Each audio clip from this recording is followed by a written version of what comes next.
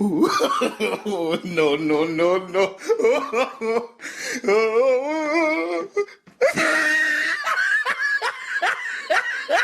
What is up, everybody? This is Edward back with another video, another episode of Everybody Hates Black Men. I am your host, Edward Anderson. And today what I want to talk about, shout out to Nate. This is kind of a sponsored post. So make sure you all hit up his, I'll have the link in the description for his TikTok where he does good videos, motivational videos, laying it all out there. And so make sure y'all hit up his TikTok. All right, so as far as the why don't average women want average men? Well, first of all, women do a lot of projecting. So when they constantly say that men are narcissistic, it's what a woman says and what a woman means. And most of these chicks, they operate in deception. They're not candid. They don't believe in clarity. They believe in ambiguity, because ambiguity, and there's actually certain people that are actually starting to talk about this. They believe in ambiguity because ambiguity allows them to basically change. They never have to commit to anything.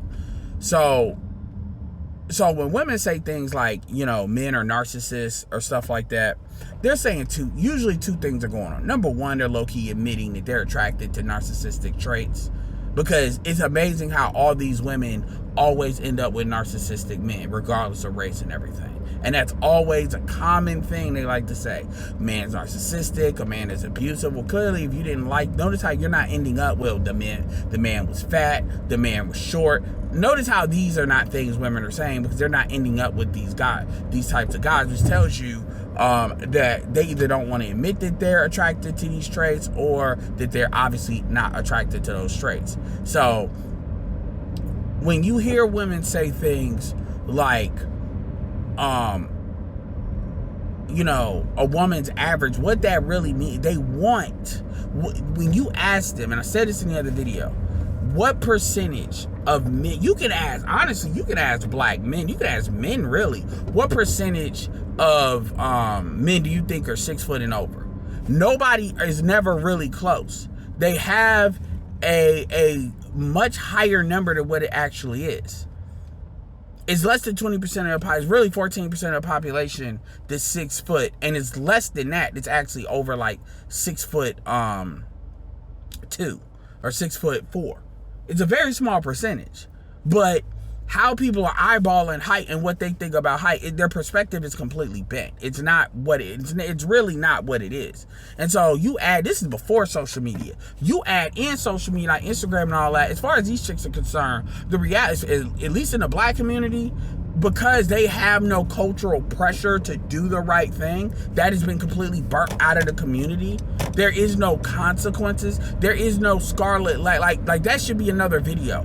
What is the scarlet letters in the black community? Every race, every group has scarlet letters. Black women don't have them, because shame is considered oppression by women. This is why they go with the church and all of that. So at the end of the day, they have no governors. Like on a car, engine can go a lot further than what you if it says it can go 140, it can go a lot harder. It'll just burn the engine out, which is why you have a quote-unquote governor. One of many reasons you have a governor, in order for the engine to last longer, as laws and regulation. Women have no scarlet letters, no shame, no governors in the black community. So as a result, these women are free to live in whatever fantasy they want to live in until they snap out of that shit. And now they're in ghosts of Christmas futures syndrome. Usually this starts, really, if we're going to be straight up, really 35 and up. 36 and up, you're really in this you're really there. But we'll say 40 and up just to be nice, because at that point you can't delude yourself at that point. And what do you see? You see women that are 42, 43, Cheyenne Bryant, Kendra G, that are still talking like they're like 30.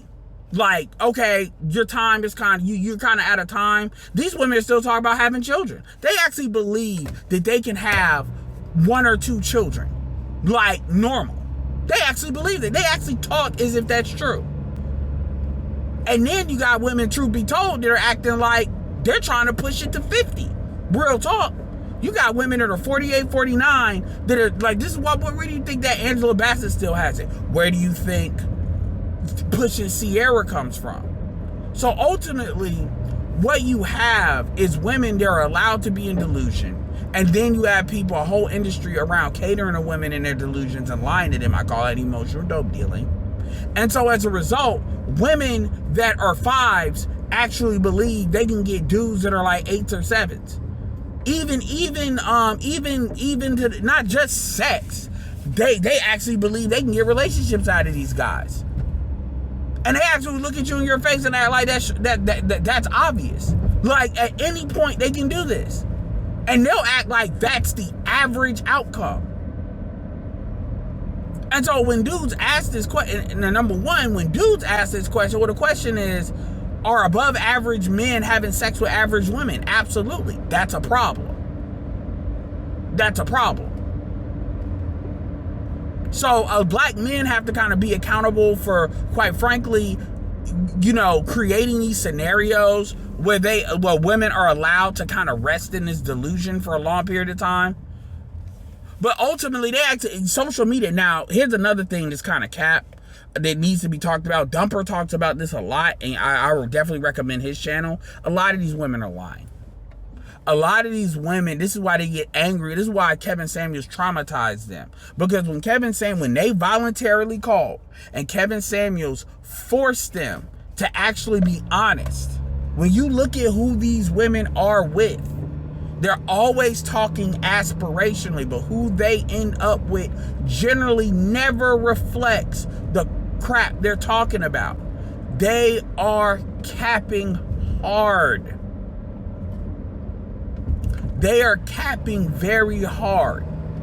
They are lying. This is why a lot of these women don't be showing who they're having sex with, even with the celibacy stuff. So what one must understand is when these women get on the internet, they do not care. They do not see this as real. They are arguing in a magical world where their emotions matter. So there is some truth to certain things. The reality is these women will talk like men do not have, like, truth be told, most men can do better outside of the black community than they can in the black community, because black men are subject to a black tax in the black community. I should call it sex tariffs. Somehow you're paying sex tariffs in your own community, and that's not how it's supposed to be generally. Black men should not be able to get a Caucasian woman sexually easier than they can a black woman. That is a problem. And then you wonder, and men getting sex and women getting sex are two different things. Those are two different things.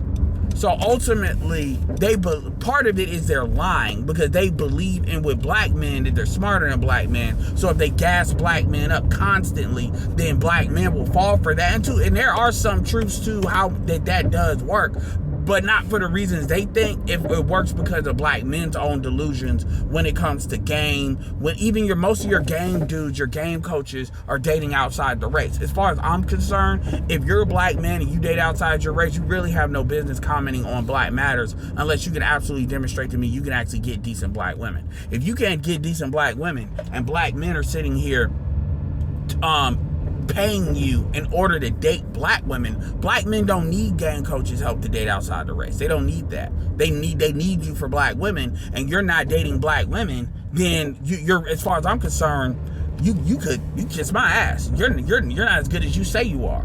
And I know dudes that are game coaches that can actually get black women. And I don't even know why a lot of black dudes even entertain these dudes when it's open that these dudes are they deal mainly with white women. It doesn't really take game to deal with white women like that. But the point is that the reason the women believe this is they believe this because they're allowed to believe this, and they believe this because black women operate on a nothing to lose kind of crash out situation. And so at the end of the day, just like I said in the last video, the only thing that they respect is leverage. That's the only thing that they respect.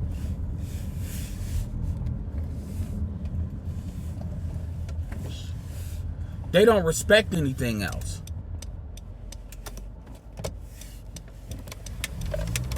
They don't. And until black men as a group create leverage for women and actually compel them to act right, it's just going to be what it's going to be. And part of it is they can believe in whatever delusion they want to be on, But ultimately, yeah, ultimately it's gonna be on black men as far as what you gonna do. Because like I said, it's a small percentage of black men, it's a large percentage of other women, even if you want to keep it black. So anyway,